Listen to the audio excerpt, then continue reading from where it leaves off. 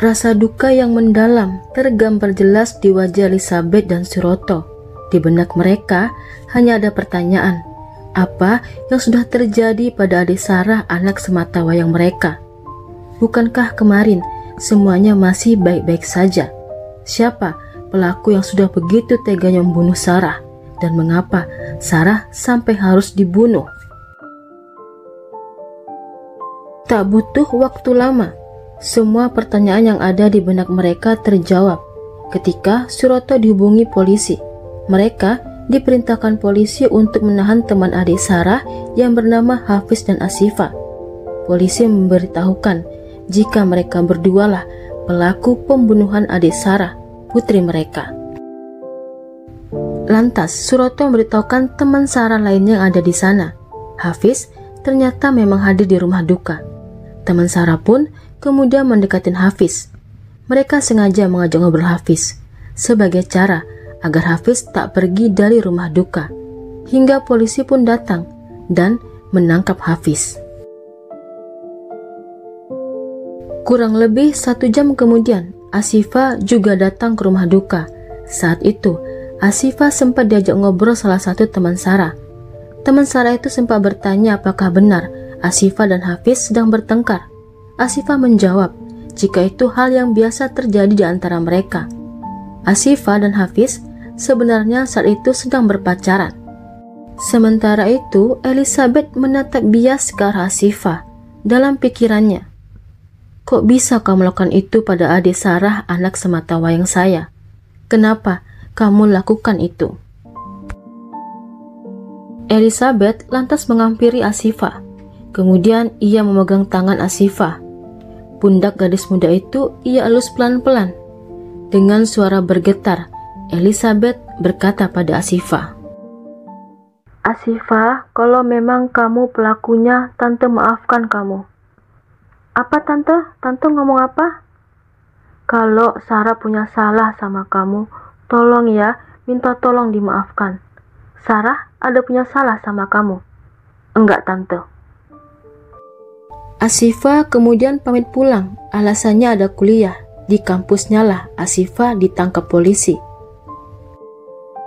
Adik Sarah, gadis muda yang masih berstatus mahasiswi Universitas Bunda Mulia Jakarta Utara, pagi hari pada tanggal 5 Maret 2014 ditemukan sudah tak bernyawa di pinggir tol Bintara kilometer 49 Bekasi Barat, Kota Bekasi. Adik Sarah dibunuh oleh temannya sendiri, Muhammad Imam Hafiz dan Asifah Ramadhani.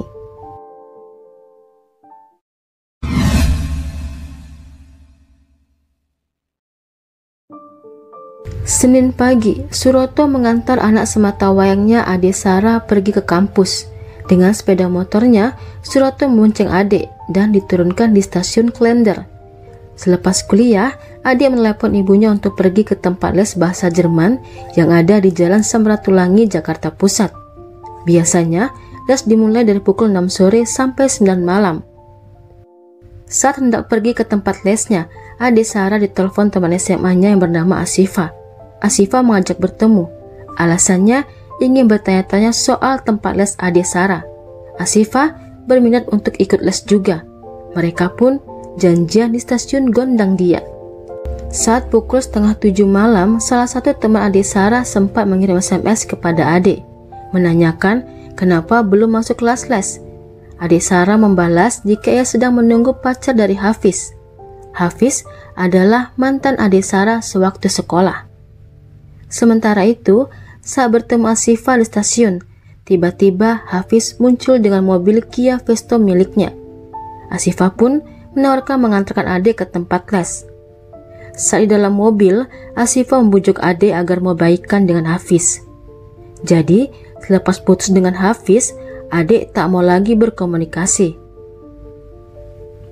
Sedangkan Hafiz selepas putus dengan adik berpacaran dengan Asifah. Alasan adik Sarah putus dengan Hafiz karena keduanya beda agama. Hafiz dan Asifah memang mengantar adik ke tempat les. Setelah adik Sarah turun dari mobil, Asifah juga turun. Saat itu Asifah dan Hafiz bertengkar. Sebenarnya itu hanyalah akal-akalan Asifah dan Hafiz. Adik yang tak enak hati lantas kembali ke mobil. Ade dan Asifah duduk di belakang, sedangkan Hafiz duduk di depan. Kala itu Ade menasihatin Hafiz. "Fiz, jangan gitu dong ngomong sama cewek, jangan kasar-kasar." Nasihat Ade malah mendapat balasan bentakan dari Hafiz. "Diam lu."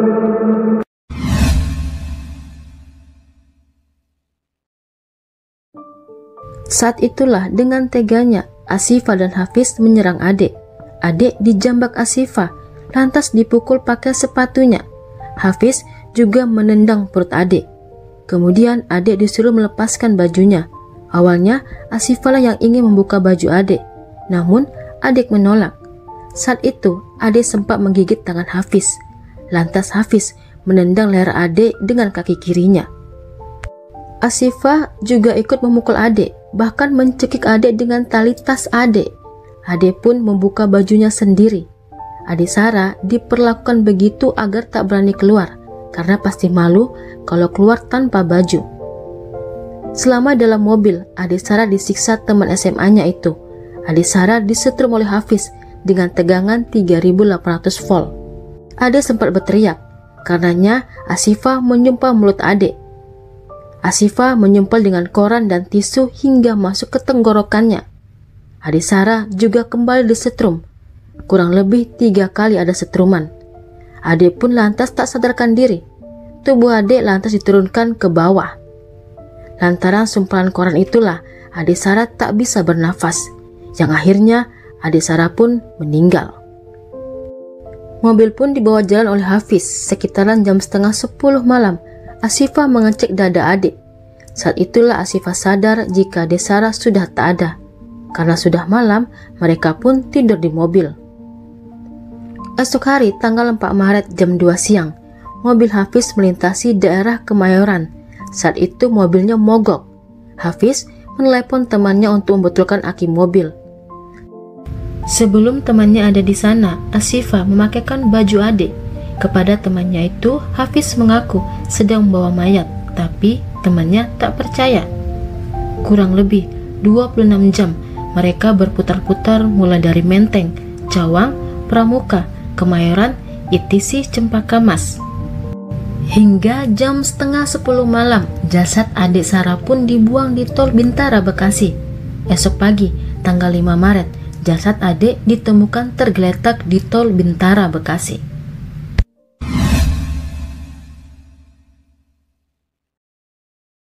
Polisi lantas membawa jasad Ade ke RSCM. Dari hasil sidik jari, polisi terhubung ke identitas penduduk atas nama Ade Sarah. Polisi lantas mendatangi kediaman orang tua Ade Sarah. Dari informasi Bunda Ade Sarah, diketahui jika Sarah terakhir kali menelepon izin pergi ke tempat les. Polisi lantas pergi ke tempat les. Dari teman les Ade, ada yang memberi informasi jika malam itu Ade memberitahukan sedang bersama pacar Hafiz. Polisi lantas ke rumah duka RSCM tempat Ade disemayamkan. Namun sebelumnya polisi menelepon ayah Ade, menanyakan apakah Hafiz ada di sana. Dan benar saja, Hafiz memang ada di rumah duka.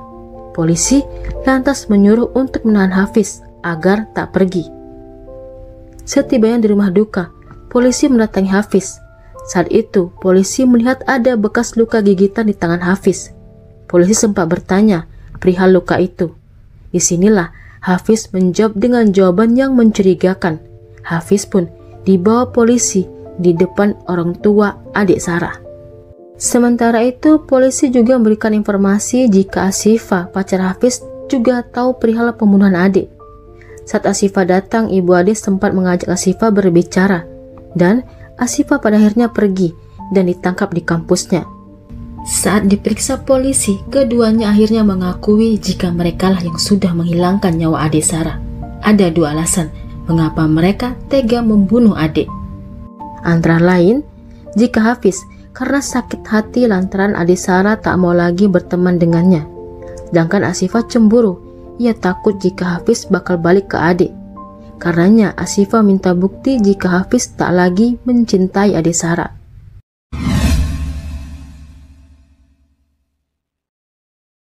Sementara itu, Elizabeth, ibunda Desara, mengambil keputusan untuk mengampuni dan memaafkan Hafiz dan Asifah. Saat di persidangan, ibunda Asifah dan Hafiz menangis meminta maaf kepada Elizabeth. Dengan lapang hati, Elizabeth memeluk ibunda Asifah dan juga ibunda Hafiz. Di persidangan, Asifah sempat menyalahkan Hafiz atas terbunuhnya adik. Asifah mengatakan jika Hafizlah yang harus bertanggung jawab atas semuanya. Selasa, tanggal 9 Desember 2014, keduanya divonis 20 tahun penjara.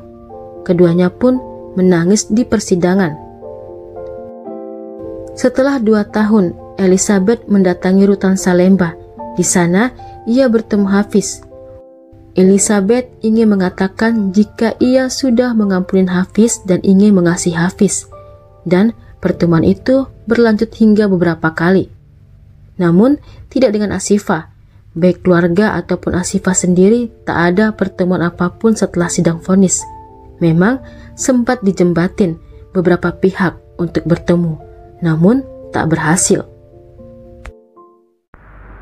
Kalau bukan karena iman, saya tak mungkin sanggup dengan ini semua. Hai semuanya, saya Yuni Rusli. Tentunya saya menginginkan agar channel ini dapat lebih berkembang. Karenanya, saya menunggu kritik dan sarannya. Kalau begitu, terima kasih sudah menonton. Sampai ketemu di kisah dan cerita lainnya.